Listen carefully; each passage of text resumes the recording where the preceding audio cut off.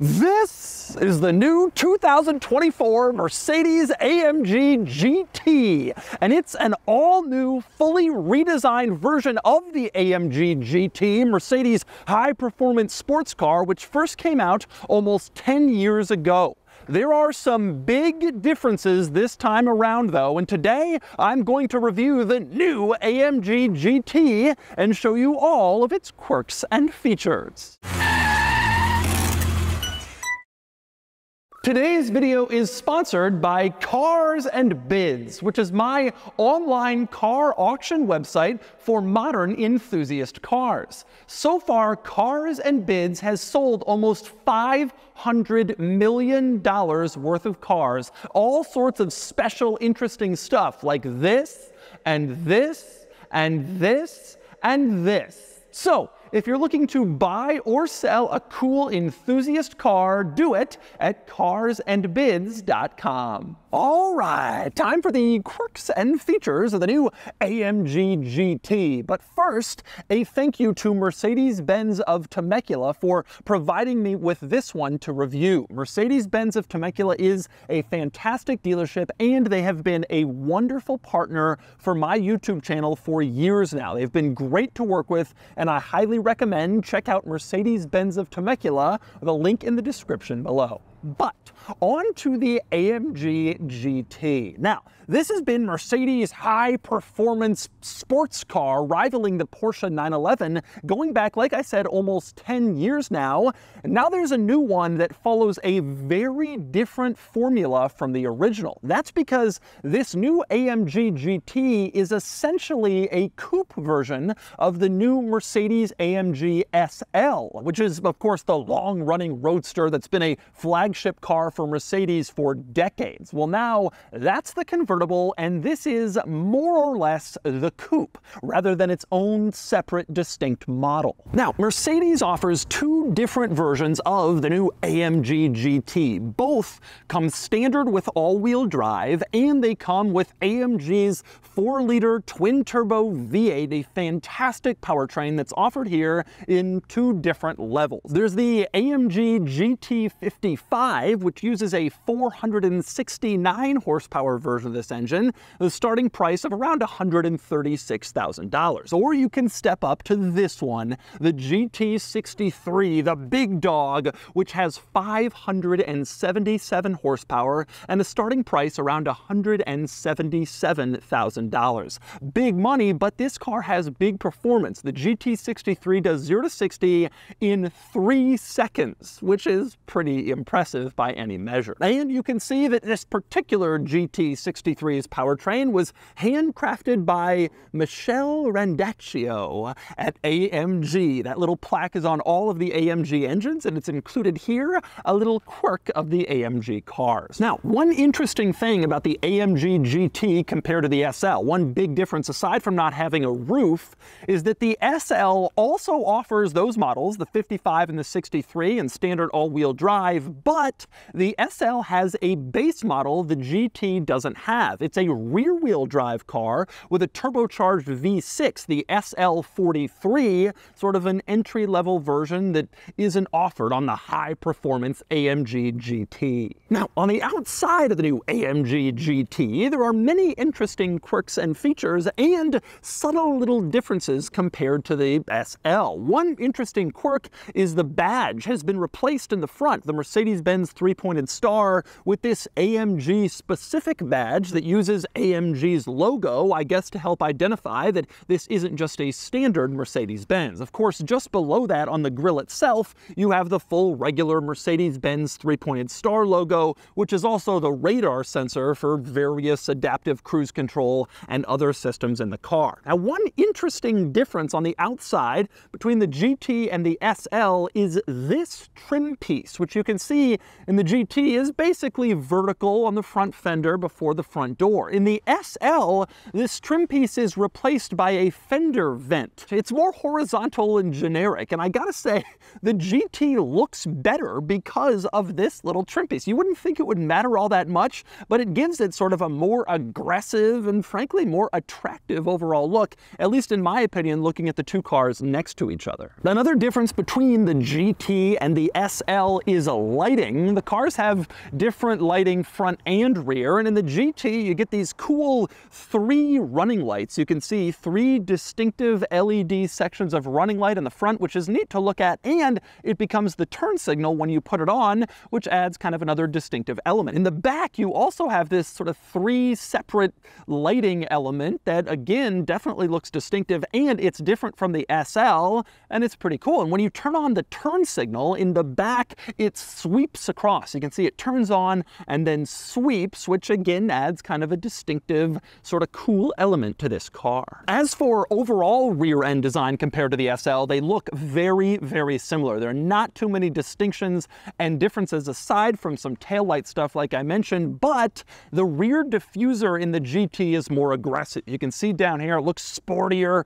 more muscly than what you get in the SL, which is intended to be sort of more of a relaxed cruiser version of this car. One item shared by both the GT and the SL is the unusual door handles, which you can see right now are flush with the body for aerodynamic prowess and just style. But when you unlock the doors, they pop out and reveal the Mercedes-Benz script on the aluminum that's normally hidden. Of course, then you pull open the door and climb inside. And when you lock the doors again or start driving, the door handles retreat back into the car, into their home where they live. But before we climb inside to talk about the interior, I want to discuss the cargo area in back. The GT is a hatchback with a tailgate, and this is obviously another big difference compared to the SL, which has a trunk and a rather small one. The GT is far more practical. To access the tailgate, there's a button on the key fob, you press and it opens, or there's a little latch above the license plate. You just tap on it and the tailgate opens right up, revealing a surprisingly spacious cargo area back here. You can see there's a good amount of space in the whole general central area where you can put a lot of stuff, and there's more storage than just that. You have these little carve-outs on the side with straps to keep fragile items in place, both left and right side, and other additional areas with netting, again, to keep special items in place. And there's even more storage underneath. You lift up the floor, you got extra space for other stuff if you don't want it rolling around. It really is a surprisingly practical cargo area, particularly compared to the SL's relatively small trunk. In fact, the GT even gives you a cargo cover that you can extend and then keep in place to keep all of your valuable items in the cargo hidden from potential thieves. One thing worth pointing out though, in terms of practicality, this partition does not go down between the cargo area and the actual interior up front. So you can't fold this down to put like skis or a dresser, some giant item in here. That's fixed in place, which limits your practicality somewhat. And next up, you climb inside the new AMG GT, where you quickly notice one practicality drawback compared to the new SL, which is no rear seats. The AMG GT doesn't have them. It's a 2-seater only. The SL does have rear seats. They are tremendously tiny and barely usable, but they're there if you need them, which is clearly not the case here. Instead, you have a carpeted area where you can store stuff, actually increasing your cargo practicality even more, but fewer seats than the SL. Another interesting difference is the roof. Obviously, this is a coupe with a fixed roof compared to the convertible SL. Now, you can open this sunshade to get some sun in through this glass panel, but the glass panel sunroof itself does not open. It's fixed in place, and you can't open it for the wind experience. In fact, the little pad where you'd normally swipe your finger to open the sunroof in a Mercedes-Benz is blank, as you can see. It has no function, it doesn't do anything because it's fixed. Now, the reason for this, I suspect, is they don't want you having an open roof experience in the GT because the SL costs more money. And they figure if you want an open roof, you gotta step up and pay more to get the convertible. We're gonna keep this roof fixed in place and closed, and that's just how it's gonna be. But anyway, on to the other quirks and features of this interior. One of my favorite things, these control dials that come off the center of the steering wheel on the bottom half.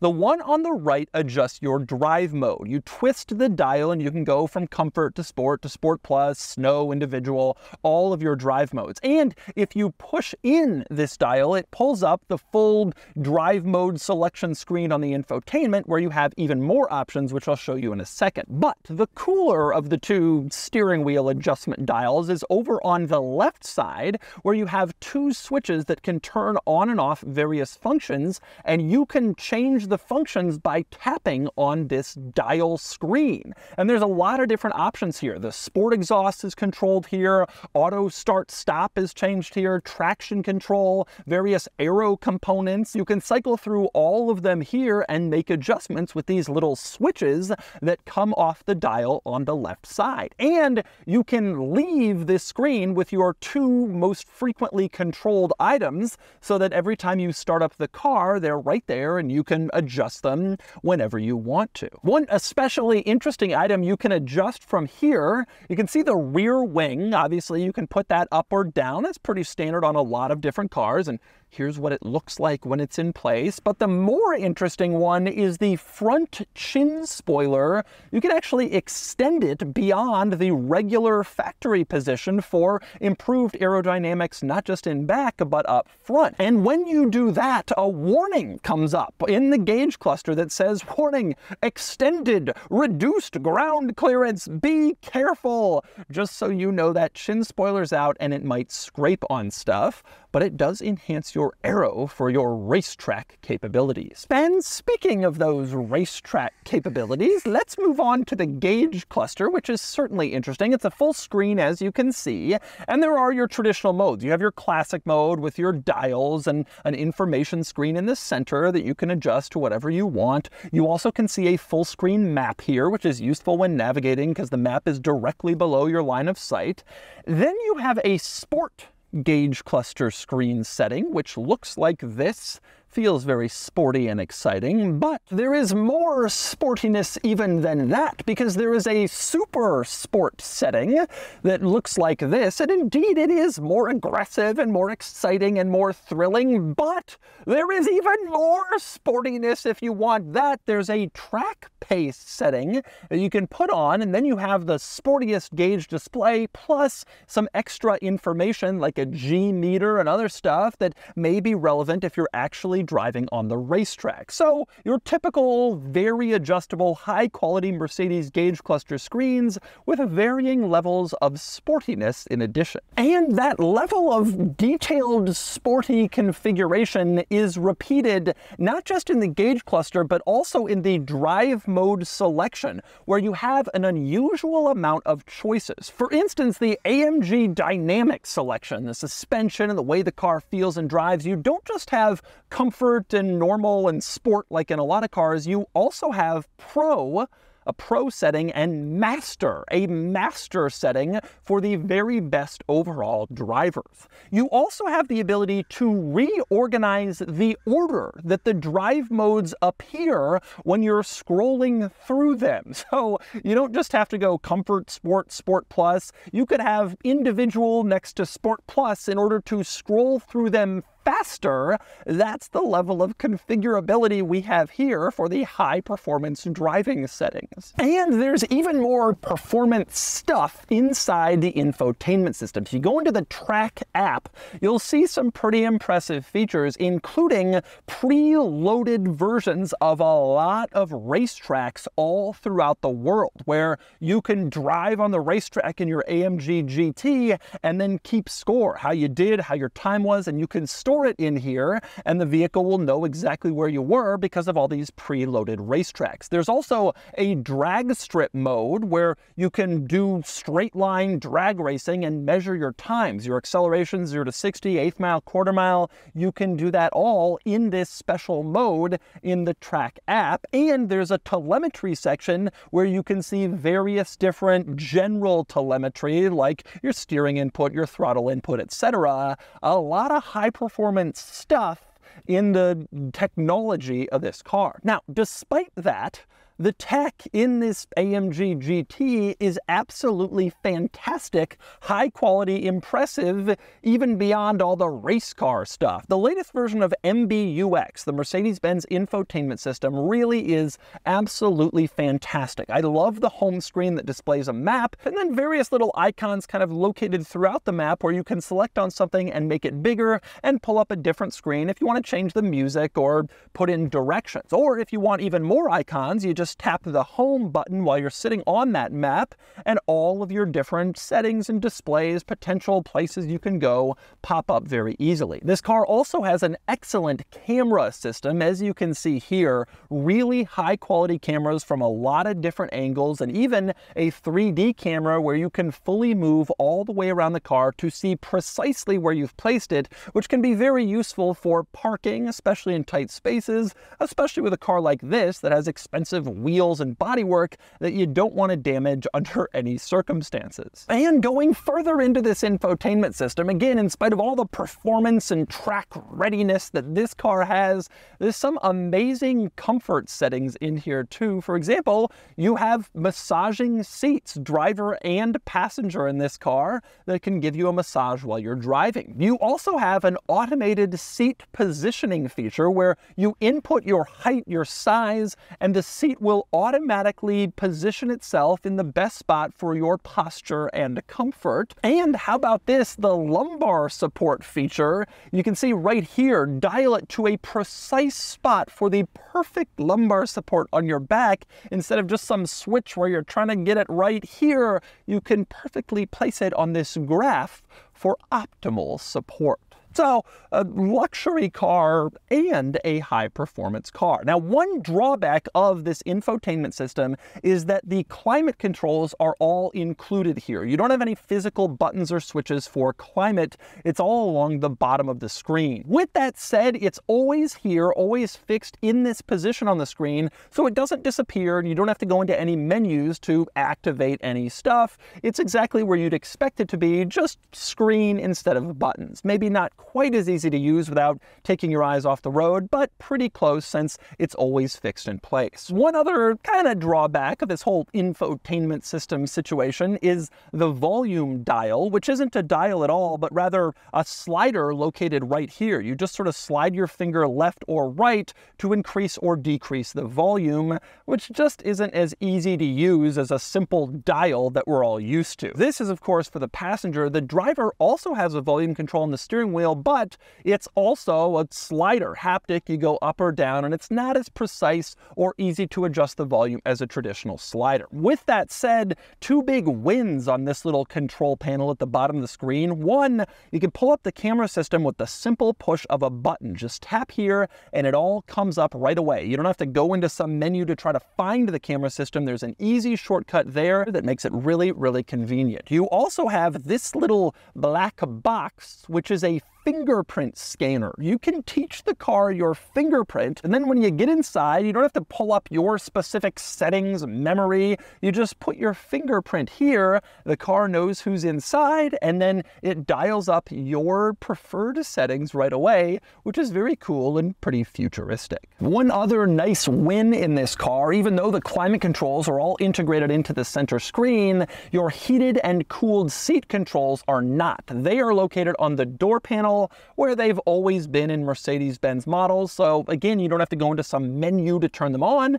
Just tap a button and you're good to go. Another big win in this car, and something very much worth noting, important to say, the quality of this interior is really fantastic. You have high quality materials everywhere you look. Nice leather, nice stitching and contrasting colors. The seats look and feel good. Basically everything here is really excellent, plus Alcantara, carbon fiber, and silver or aluminum look trim in a lot of different places. It's an excellent use of materials. It looks really nice, and this is an excellent luxury car place to spend time, even though it's also a high-performance car ready to take on your favorite racetrack. And with that in mind, I'm very interested in driving this car. Let's take a look, see what it's like behind the wheel of the new AMG GT 63. All right, driving the new AMG GT, which is a pretty impressive car on paper. It's got a lot of power. I love this powertrain. I've loved this powertrain in every car I've driven it in,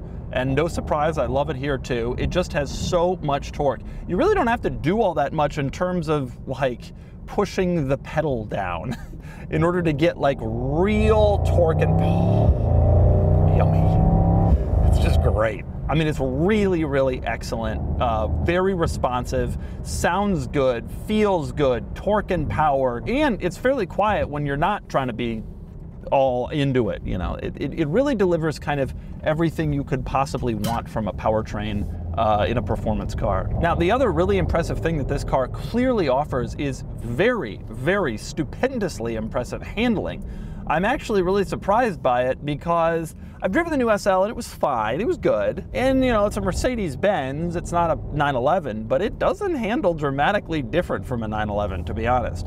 This car is quick to make direction changes. I am quite impressed by just how fast it turns and how fast it goes and how fast it is to move around. This is a rather impressive car, and you know, I didn't have really high expectations because this is essentially an SL coupe, and that was gonna be fine. I mean, the new SL is pretty impressive, but this car feels more focused and more dynamically impressive than the SL, and certainly more of like a true high-performance sports car. Oh, whoo! Great powertrain. Really, really excellent responsiveness with both the steering and the handling. The steering is very quick. You don't quite have the instant precision that you do in some supercars, but I'm not really looking for that necessarily in this car. You still have very good handling precision, but more importantly, the car is just tremendously well balanced. It feels very flat in corners. It feels very quick to make direction changes. This is quite an impressive car. The way it drives, the way it feels, I'm really kind of into it. There's definitely a lot of like Porsche feel to this car. It's also rather comfortable in here. I've got things in kind of a sporty setting, and so the suspension is a little bit harsh, but generally speaking, it's very quiet in here. You have excellent technology, as I've already demonstrated, and in fact, the technology is on a level much higher than the latest Porsche 911. Admittedly, I haven't yet driven the new 992.2, but compared to the 992 911, the tech is way better. The seat is very nice. I mean, this is a comfortable, relatively smooth car. The suspension is fairly harsh, but not as harsh as I would expect that it would be, given just how flat it corners and how quick it goes around turns. This car really delivers a lot of excellent benefits. The engine is fantastic, very responsive, very smooth. It handles great, it steers reasonably well, and the technology and the luxury are fantastic as well. I probably shouldn't be surprised because the AMG GT has always been a pretty great car, but I kind of thought, okay, they're turning it into the SL Coupe. Maybe they're kind of it's a little bit of a lazy thing as opposed to having two distinctive cars. But this car wasn't designed in a lazy manner. It certainly doesn't feel lazy. It's fast, it's fun, it's exciting, and it's certainly more of most of those things that I was expecting, considering, you know, it doesn't have the prestige of a 911. Well, it has the performance. It feels good. This is a fast and fun car, and actually I think it looks pretty good too. Whereas the SL still has sort of the old man, you know, relaxed roadster look. This definitely looks like the performance car it is. It checks a lot of boxes in kind of an impressive way that I wasn't really expecting. I really like this car. And so that's the new 2024 Mercedes-AMG GT, essentially the new SL Coupe. It's a different strategy and certainly very different than before, but this is still a phenomenal car with gorgeous styling and impressive performance. And now it's time to give the new AMG GT a DougScore. And the DougScore is here, 66 out of 100, which places the AMG GT 63 Coupe here against rivals. This is a very competent car with a nice design, good technology, and strong performance. But even though Mercedes-AMG has now been trying for almost a decade to create a 911 competitor, it's just not quite. Everything here is a bit too conservative, a bit too Mercedes, even including the anonymous and confusing name. And while I really like the new SL and the new AMG GT, they don't inspire a love affair like a 911 does. Still, it's great, it's fun, it looks good, and it's fast, and that makes this a seriously desirable car, even if it's not the most desirable car in its realm.